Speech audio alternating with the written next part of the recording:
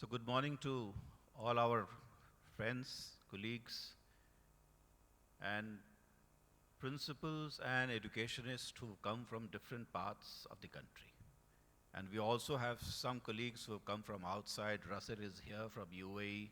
We just heard Dr. Anil Srinivasan. My colleague, Shri Kunal Krishna, he is Secretary of Rajasthan School Education. He is here. I also have with me Anupama Jorwal. She is the State Program Director looking after school education in Rajasthan. You know, Ravi was asking me last year also to come over here and speak to you, and for some reason I could not make it. And I'm glad that I'm here speaking to all of you, and I was just thinking that what am I going to tell you all? You know, many of us are birds of passage, especially in the government, because we come, spend a few years in a department, and then we fly away to some other place. But most of you have spent a lifetime in education. You've spent a lifetime dealing with children in schools, learning, teaching, and in the process also reinventing yourself all the time. So since this morning I was thinking, what am I going to tell you? So let me be absolutely disconnected today, I would say. I'm going to tell you a lot of things. And they'll all be related to education, but not necessarily follow one from the other. I'm also aware of the fact that sometimes this country is a little too varied. I presume most of you are here are from some of the best schools in the country. So let me put the numbers in perspective. There are about 250 schools which are offering IB courses. There are about 700 which are offering Cambridge, 3,000 affiliated to the ICSE, and 30,000 schools to CBSE. Out of this 30,000 schools which are with CBSE, approximately 8,000 of them are government schools. So if you actually were to add all up the numbers, you will not cross 40,000. India has approximately 14.7 lakh schools. And out of this 14.7 lakh schools, 10.5 lakh schools are government. And approximately 3.5 schools are private lakh schools. So the kind of variation it provides to us all across the country is sometimes mind-boggling, and it's pretty baffling. And I, who works in the Ministry of Education, we are always working that how do you create a benchmark across such variation? But once you have created a benchmark across this variation, our idea is to how do you raise that benchmark. You know, I was watching an interview of Jeffrey D. Sachs some time back, and he was saying that how do you find out whether a society is doing well or not? And he says that look for 2 or 3 things. If a society is doing well, ask yourself, are children learning well? Is new technology being created? Are innovations being done? Are very 3 simple things. But ask yourself, when you are in your school, that are these things happening? Children perhaps are learning, but are they really learning well? Are you able to create some kind of an innovation in thinking in your school, in the limited ecosystem of which you are a part? And technology, we often think that happens at a much larger scale, but if you were to ask yourself what is happening at the level of your school, I think this question is pretty pertinent, that is something happening at all? We've been talking about experiential learning. We've been talking about critical thinking. I'll come back to that a little later. But the larger question I need to tell you is that very often in school education, we think that something works which actually doesn't work. And one needs to find evidence for the fact that what you are trying to do is working or not. And let me give you a small story. You know, in the early 1990s, Kremer, who later on went on to become the Nobel Prize winner, and he shared it with Esther Duflo and Abhijit Banerjee, he and his girlfriend, whom he later married, they were in Kenya. And he was working in education. And they found that the learning outcomes were terrible in Kenya. So they said, let me try and do a study to find out how we can improve the learning outcomes. Random control trial used to be done in the pharma sector earlier, and Kremer is credited to have been the first one who brought random control trial in social sector. So what they did was they took 8 schools where they would make interventions, and 8 schools they left it as it is, as the control. And they said, okay, children do not have textbooks. So can we give textbooks to 8 schools and leave the other 8 as it is and see what is the effect on learning outcomes? They were aghast. There was absolutely no change in the learning outcomes of the 2 set of schools. The second phase, they said, okay, the classes are too big. There are too many students. So let's reduce the number of students in one set of schools. Again, they found that there was not any change in the learning outcomes. Then they increased the number of teachers. Again, it didn't work. Somebody came and told them that, you know, many of these children are coming from very poor families and they have worms in their stomach. So can we deworm some of them and see what effect does it have on the learning outcomes?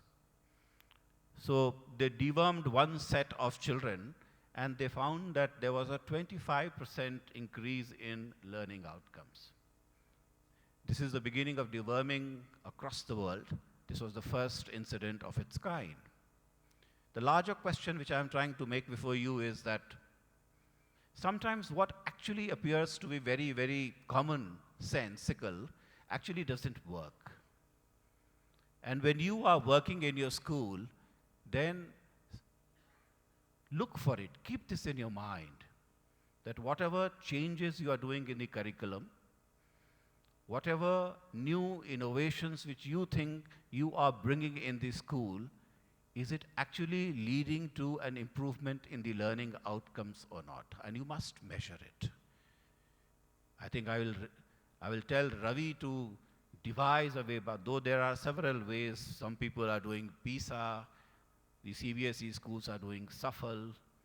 We do a Parak Rashtriya Sarvekshan every 3 years, for which the results have just been out, and I will be talking a little about it also to you. So, common sense needs to be buttressed by evidence. This is the first point I want to tell you. You know, we live in a very complex countries. You are working in some of the best schools in the country, but larger question is, how do we come together?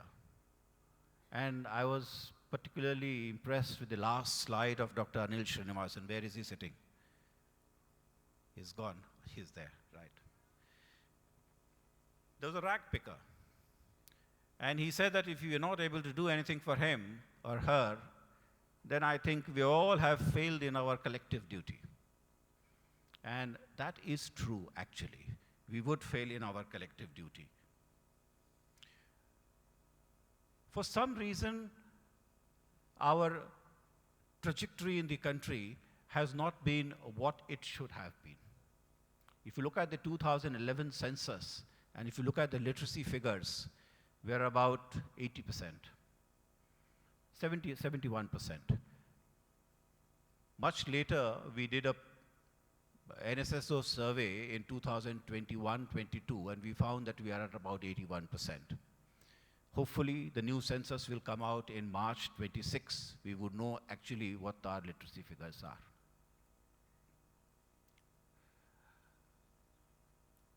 There are 25 crore children who are going to schools in this country. And we've done reasonably well in the last 30 years, I would say. You know, for those of you who've been in education, we've had 3 major policy changes in the last 50 years. The first one was 1965-66, the Kothari Commission. Then came the new education policy of 1986, and then the new education policy of 2020. Lot of emphasis has been placed on sending children to school. Education used to be part of state list in 1950 when the Constitution came. And only in 1976 with the 42nd Amendment it became part of concurrent list. So now the state as well as the center, they're both looking after education. But by then a lot of education system had evolved differently in different states. We started looking at the elementary education part, and it was felt that it should become part of a fundamental right. And the Supreme Court passed a very important order in the early 90s that elementary education or education should become a fundamental right. The 86th constitutional amendment took place in 2002 that brought in the Right to Education Act in the year 2009. But then we had started Sarva Shiksha Abhiyan. I think too much emphasis was placed on elementary education. And it shows in our system. You know, today when I look at the gross enrollment ratio for the entire country, we find that the gross enrollment ratio for elementary education is approximately 90%, 91 to be precise. That means that 9% of the children are still not in school. But then you start climbing up. When you come to class 10, you find that only 78 children have reached class 10. And when you come to class 12th, you find it is 58. So on making this journey from class 1 to 12th, I'm losing out 42 children out of every 100. What is the reason? And the reason is that we have not adequately invested in secondary education. You see, there's too much focus on elementary education, and even in elementary education, there has been too much focus on the primary education, that is from class 1 to 5. So out of the 14.8 lakh schools in the country, 50% of them are primary schools, 1 to 5. Then you look at and you ask yourself this question, where are the children dropping out? They are primarily dropping out from 5 to 6 and 8 to 9. And why these two classes? Because these are the classes where the geography of the school is changing. You are in one school till class 5, and then the moment you go to a class 6, you go to a different geography. And then you run around and you find yourself that seats are not available, the school is a little too far. And then when you go from 8 to 9, again the geography changes. So this is leading to kind of dropouts we are seeing. What is the answer to that? If you have 100 children in class 1, and if you want your GR to be 100% till class 12th, then you also need 100 children in class 12th. Your system should look like a cylinder. And what does it look like? It looks like a very steep pyramid. So when you go back and you look around, of course, you see your school, but also you see the ecosystem of which you are a part. And you will see that this is what is happening. So we in the government, we are saying that, okay, in the next 4 or 5 years' time, if I have to increase my gross enrollment ratio to 100% for secondary and higher secondary, I must invest adequately in creation of capacity in the secondary school system.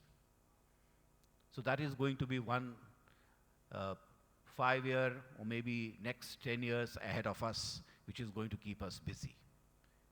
It's not easy, but it has to be done, provided we need to do that. You know, a couple of years back, I was with the Singapore High Commissioner to India. And we were talking, and I asked him that did he ever get to meet the great leader Lee Kuan Yew? And he said, you know, when I was a young diplomat, I once got an opportunity to say hello to him. It was late in the evening, and I was ushered into his room, and I was absolutely starry-eyed, and I asked him that, sir, what do you think your mantra for development is? And he says, my mantra for development is extremely simple. I'm going to give you only 3 points. No child should be out of school. Everyone should have a job. And the job should pay you adequately to keep your body and soul together. I think, in a manner of speaking, it does convey and it captures the essence of all the things we need to do. I'm primarily concerned with the fact that no children should be out of school. And yet I have more than 1 crore children who are still out of school. That's a worry. So no matter where you are part of the local ecosystem. Reach out for those children who may be out of school. Use your influence and how you can help them. That's extremely important. The National Education Policy of 2020, I'm going to say a few things because I think it is very important that we talk about these things. I would say that it's a fantastic document. I don't know how many of you have read it. If you have read it, then please raise your hand. I see that most of you have read it. But you must reread it. It's a 64-page document. It has 45,000 words. If you'll probably sit for 2 to 3 hours, you'll be able to read it once, but then it's a dense document. And even after 2.5 years, when every time I read it, I discover something new in it. That is the beauty of education, you know, that simple things, the more you think about it, new layers emerge before your eyes and you start thinking in a different manner, which we must do. So what does it say? It says that the pedagogical curriculum structure of the NEP 2020 is different. Earlier we used to talk about 10 plus 2. Now we are talking about 5 plus 3 plus 3 plus 4.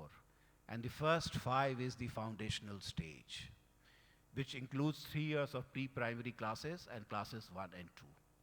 So you begin at the age of 3. And you do 3 years of pre-primary classes. And then you, at the age of 6, you come to class 1. You know, learning at a right level is important. Many a times we feel that, you know, my child is a prodigy. Send him to class 1 at the age of 4. It may or may not be a very good idea. We must teach at the right level. The other thing it says is that you must learn, and you learn best in your mother tongue. But we in India, we have a deep fascination for English.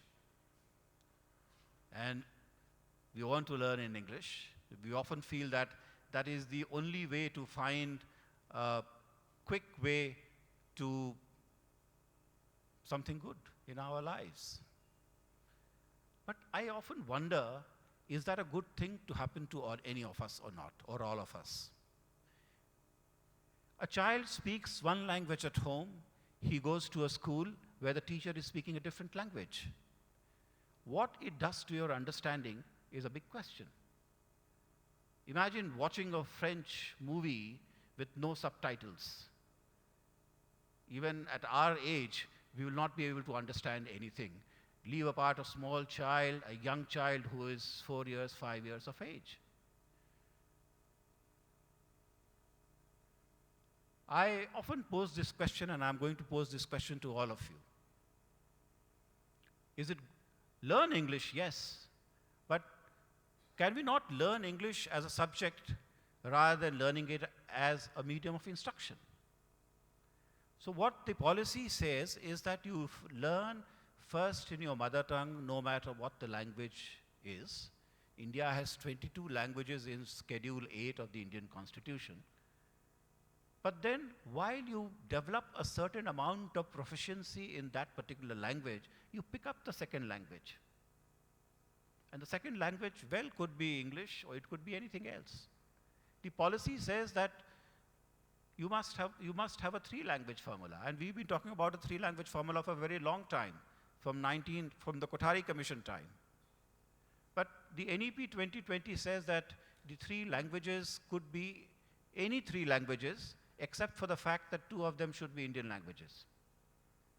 So it could be English, which predominantly many of us want to learn, but the other two could be anything, depending on where you are in the country, or what the choice of the parents are, or what the choice of the students are.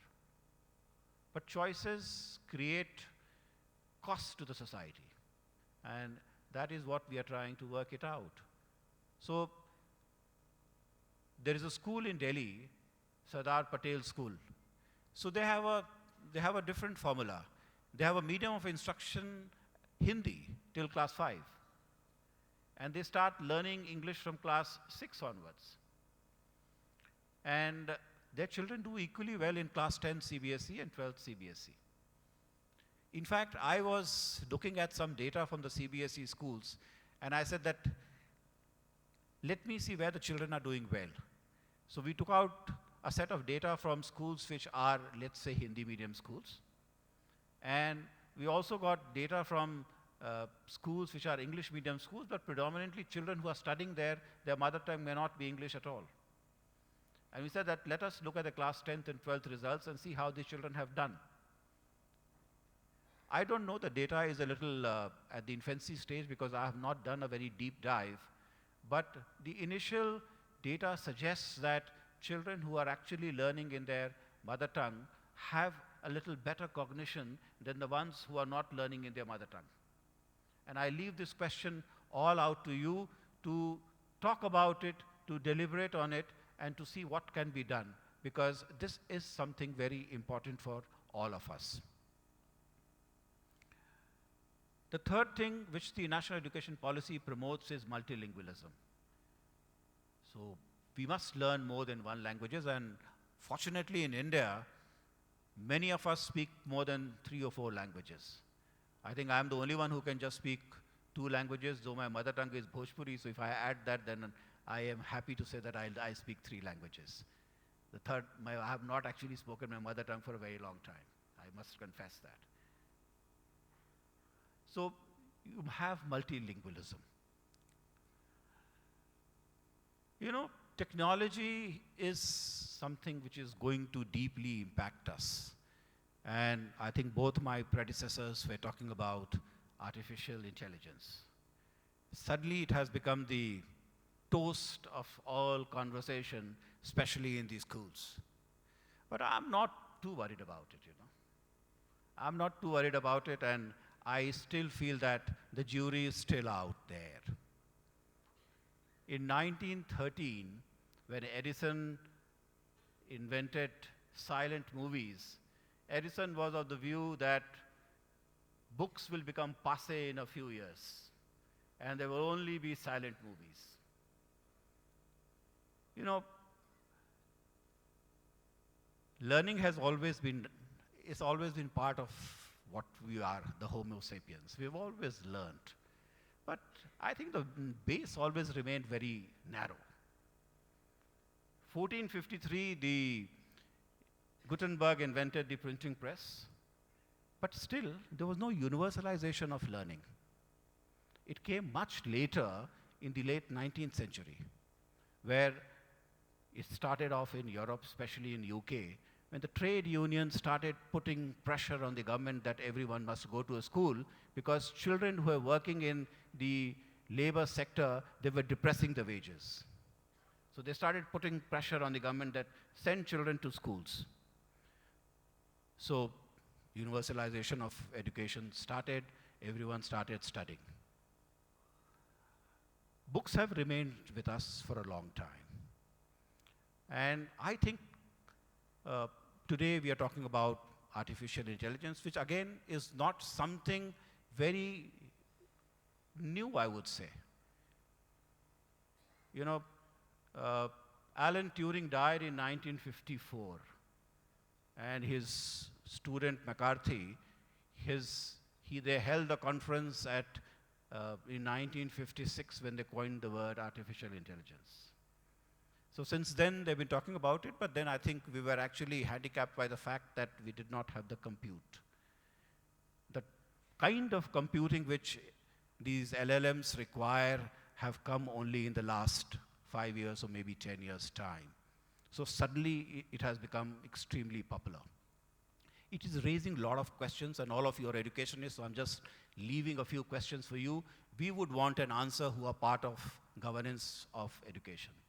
Number one is, to what extent devices should be used in school? I'm actually struggling with it, and I need an answer.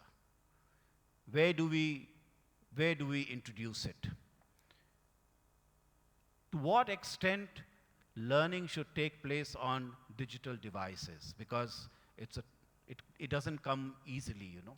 There are other things also which are happening. I was reading somewhere that ever since iPhone came, the teenage suicide rates have gone up because of many things. Our mental health is at stake because of the fact that what is happening and what the digital devices are doing to us. The second part is that to what extent we should actually learn on devices. Once again, I'm coming, because it is leading to what we are saying ADHD.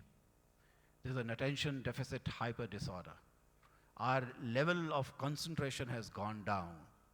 And I can see that happening to myself also. You know, there was a time when I could read for hours at a stretch. Today I find it very difficult to read because my mind is always flitting in and around different things. Somebody would call me and said that, oh, you have not seen my WhatsApp message as yet. I sent you half an hour back. I don't know what am I supposed to do, but then sometimes when I look at my phone, I find that actually it was a very important message from a very important person, which I missed it. Again, the research shows that children who read and who at least read about 100 pages at a stretch, or at least 100 pages long stories, they have better cognition than the ones who are not reading at all. So, where are you going to draw the line? That is one question. And I think you can see the backlash happening across the country. Australia is saying that you can't bring in devices. In many countries, they are banning mobile phones, they're banning devices. People come and tell me also that why doesn't Government of India come out with a policy for doing it? So I'll be very happy to hear from you. Ravi, I think you can get a sense of this audience as to what should be done. We are going to live with AI, and I think we are going to survive AI. So I'm not too worried about it. Though it's a different concept, AI, as compared to what the other concepts have come in the past. You already hear that people are using ChatGPT and generative artificial intelligence for doing homework. What it does to your cognition and thinking power, again, there are research which says that you don't quite remember, though you do your job well. But I'm worried on a much larger scale. And the larger scale is, I sometimes worry how many people in this whole world do AI, who are actually creating content for artificial intelligence. I don't think so there'll be more than 100,000 people in the world who will be involved in creation of AI. Russell would want to tell me something about it. There are 8 billion people on this earth. And if maybe 1 million people are going to create content for them, look at the kind of control they are going to have over our lives. And I'm sometimes worried about it. You know, out of the 10 largest companies in the world, only one is Louis Vuitton, and the 9 are tech companies. And all these 9 tech companies are creating AI in some way or the other. They're all digital and they're all technology companies. They have the markets, they have the media. I'm not suggesting that it's a hype, but we should not get carried away by this whole talk of artificial intelligence which is going on. We need to leverage it. We need to leverage it well. We need to understand AI. And I think many of you would be teaching AI as a curriculum in your school. You would be using AI uh, as an aid, as a pedagogical device. For once, I want two things to do. I would want artificial intelligence to help us in developing pedagogy, and it should become part of pedagogy. And we are working on the fact that can I use AI to create course content for our teachers. So if you want to teach a chapter in class 6, then you go on to your device and the device will create a course content for you so you can teach it in your class. And use AI for assessment. That's one thing we want to do. The second thing we want to do is to introduce AI in our skilling profession, the kind of skills which we are doing. And I would want to say a few things here. Most of you are coming from elite schools. I don't know to what extent your children are interested in vocational education. But vocational education is something which is extremely important for all of us, and the National Education Policy says that we must introduce it in class 6, familiarize children in class 6, 7, and 8, and have compulsory courses in 9, 10th, and 11th, 12th for vocational skilling. You know, this connect between mind and hand is extremely important. And even if you're not going to do a job, you must learn to work with your hands. I go to Lawrence School, Sanar, with whom I have some connection in some ways, and I see that his children are doing work with their hands. In India, the penetration is just about 5%. 5% of Indians have, less than 5% of Indians have vocational education experience. If you see South Korea, it is 90 plus. And most of the OECD countries, they are in late 80s. But then our social condition in India, to a certain extent, it stymies demand for skilling in our schools, because a large number of children are actually going to school not to study, but to move away from the curse of working with their hands. Because somehow people who work with their hands in this country are always placed low than the ones who are not working with their hands. This needs to change. And I am at odds most of the time because I don't know how do I create a demand for skilling in our schools. We'll be very happy to get a sense of this audience as to how do you do that. And if you can do it in your school, I'm sure we'll be able to learn from you and scale it in our other schools. But this is something extremely important. You know, if you look at the National Education Policy, it says that you should have 100% GER till class 12th. But it says by 2035, India should have 50% GER for higher education. So where are the 50 going to go after class 12th? They're all going to go into the labor market. And once you are in the labor market, then you must have some kind of a competency, some kind of a skill to work. Every year when the India skill report comes out and you look at the results, you will find that it used to be dismaying. It's a little better now. So about 50% of Indians who are coming out of these educational institutions are employable. The other 50 are still not. And it doesn't augur well for us. We need to create a situation in which everyone has got some competency or the other. You know what the average labor productivity of an Indian labor is? In terms of per hour, it is $8. Whereas if you look at the US, it is $70 per hour.